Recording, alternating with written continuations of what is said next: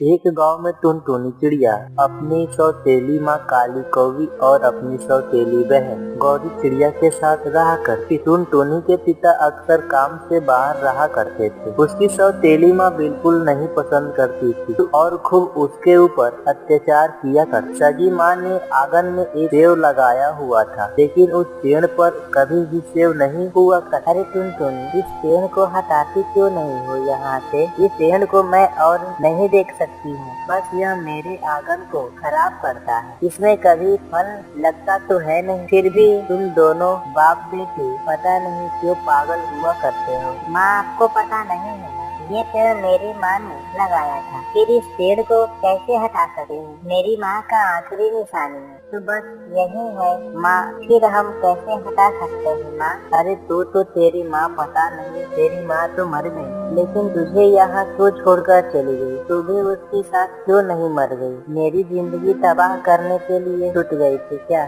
मैं तो तेरे बाप के वजह से मजबूर हूँ, नहीं तो कब का यह पेड़ यहाँ से उखाड़ कर फेंक दिया होती। अपनी सौतेली माँ के इस व्यवहार से टुनटुनी का दिल बहुत दुखता था, लेकिन कभी भी वह अपने पिताजी से कुछ नहीं बताया। अगर मैंने पिताजी को माँ के बारे में कुछ भी कहा तो शायद वो माँ को घर से निकाल देंगे। मैं एक बार तो माँ को खो चुकी हूँ, दोबारा अपनी माँ को नहीं खोना चाहती हूँ। जैसे भी मेरी माँ ही तो है, कभी न कभी तो वो मुझसे भी प्यार करेगी, जैसे वो गौरी से प्यार करती है। अरे टुनटुनी दीदी, ये क्या कर रही है यहाँ पर? तो ना, हम खेलने के लिए चलते हैं। देखो, बाहर सभी सहेलियाँ भी आ गई। नहीं नहीं गौरी, तू जा, मैं नहीं जा सकती हूँ अभी, मुझे सारा घर का काम करना है। अगर मैं चली गई तो माँ बहुत ज्यादा नाराज होगी। तू जाकर खेल। नहीं नहीं टुनटुनी दीदी, अगर मैं छोटी हूँ तो तुम भी छोटी हो ना, तुम मुझसे ज्यादा बड़ी, तो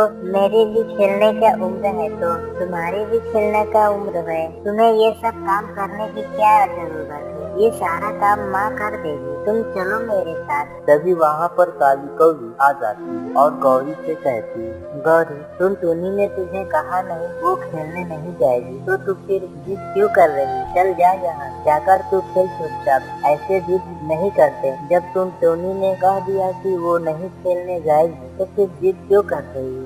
माँ, मैं बहुत अच्छे से जानती हूँ, आप सिर्फ मुझसे प्यार से बात करती है और टुनटुनी दीदी को बहुत मारते पीटती है, जबकि इनकी कोई गलती नहीं है। अगर मेरी खेलने की उम्र है तो उनकी भी खेलने की तो उम्र है ना, मुझसे ज्यादा बड़ी तो नहीं है। बहुत जबान चलाने लगी है आजकल, चल जा यहाँ से चुपचाप, वरना तेरे पिताजी से तेरी शिकायत कर दूंगी। गौरी कौवी नाराज होकर वहाँ से चली जाती है। मुझे पता है टुनटुनी, तुम मेरे मुंह पर बहुत मीठे बनती हो, लेकिन मेरे पीठ पीछे मेरी बेटी को मेरे खिलाफ भड़काती हो, तभी तो वो आज मुझसे इतने गुस्से से बात कर रही है, वरना आज तक तो उसने कभी ऐसा नहीं किया। इसी तरह काली कौवी टुनटुनी को बिल्कुल भी पसंद नहीं करती है। इसी तरह कई दिन बीत जाते हैं। एक दिन टुनटुनी के पिताजी बबलू कबूतर काम से बाहर जा रहे हैं। वो अपनी पत्नी से कहते हैं, अरे काली कौवी, मैं कुछ दिनों के लिए शहर जा रहा हूँ, मुझे बहुत जरूरी काम है, इसीलिए मैं जा रहा हूँ। तुम अपना और दोनों बच्चियों का ख्याल रखना, मुझे लौटने में काफी समय लग सकता है। हाँ जी, आप कुछ दिन पहले ही तो बाहर गए थे और अब फिर से बाहर जा रहे हैं।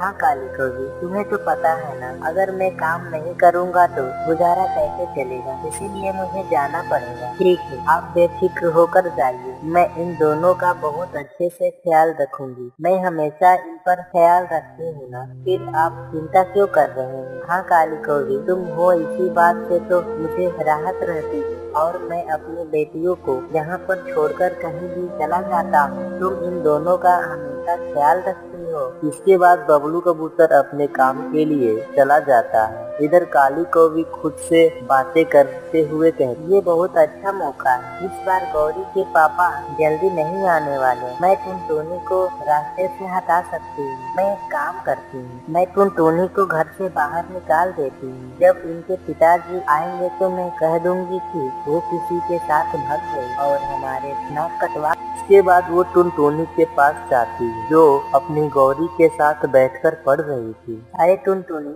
तू यहाँ क्या कर रही है? मैंने तुझे खाना बनाने को बोला था ना, तूने अभी तक खाना नहीं बनाया। माँ मैं बस जा रही हूँ। वो गौरी ने मुझे बोला कि थोड़ी देर पढ़ाई कर लो, इसलिए मैं यहाँ बैठ गई, बस और कुछ नहीं माँ। मैं अभी जाकर खाना बना देती हूँ, आप गुस्सा मत होइए। चुप कर कामचोर कहीं की, तू कभी भी कोई काम ढंग से नहीं करती है। एक काम कर, अब तू मेरे घर से निकल जा। मैंने बहुत दिन तुझे इस घर में रहकर खिलाया पिलाया, और वैसे भी अब तो इतनी बड़ी हो गई है कि तू अपना पेट खुद पाल सकती है। इसीलिए निकल जा मेरे घर से। मेरे घर में तेरे लिए कोई जगह नहीं है। ये आप कैसे बातें कर रही हो माँ? पिताजी के जाते ही आप रवैया ही बदल गए। आप मुझे आज घर से बाहर निकालना चाहती हो। मैं भला कहाँ जाऊँगी इस घर को छोड़कर? ये मेरा भी तो घर है ना। क्या बोली? अब तो मुझे जबान भी लड़ाने लगी। सुन, ये तेरा घर नहीं है, ये मेरा घर है। मेरा जब तक तेरी माँ जिंदा थी तब तक तेरा था। इस बार इस घर पर हक था, लेकिन तेरा इस घर पर अब कोई हक नहीं है। इस घर पर सिर्फ मेरा और मेरी बेटी का हक है, तेरा नहीं। चल निकल जा अब मेरे घर से। माँ ये आप क्या बोल रही हो? टुनटुनी दीदी मेरी बहन है, वो इस घर की बेटी है, वो भला बाहर क्यों जाएगी? अगर तुम ऐसा करोगी तो मैं पिताजी को तुम्हारी शिकायत करूँगी। नहीं गौरी, शांत हो जा। ऐसी बात नहीं करते हैं अपने माँ से। ये हमेशा बड़ी है ना, और हमारी माँ शायद मुझसे ही कोई गलती हो गई, इसीलिए माँ ने मुझे इतनी बड़ी सजा दे रही है। तू फिक्र मत कर, मुझे कुछ नहीं होगा। मैं यहाँ से चली जाती। रोज रोज के झगड़ों से मैं खुद भी तंग आ गई हूँ। अगर मेरे यहाँ चले जाने से माँ और पिताजी और तुम खुश रहोगी तो मैं यहाँ से चली जाती हूँ बहन। इसके बाद काली कौवी टुनटुनी को बेरहमी से घर से बाहर निकाल देती है। टुनटुनी कहाँ जाए उसे कुछ समझ नहीं आ रहा। वो अपने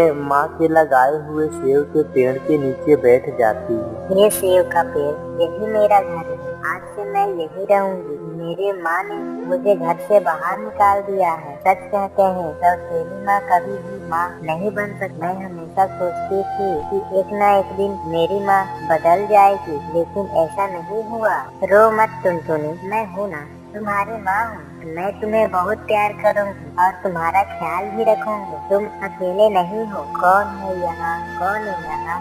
कौन मुझे अपनी बेटी बोलकर बुला रहा? टुनटुनी, मैं तुम्हारी माँ हूँ। ये पेड़ मेरी निशानी है, मैं ही लगाया था ना। मैं अब इसी पेड़ के अंदर रहती हूँ। मुझे तुम्हारी हमेशा बहुत चिंता होती थी।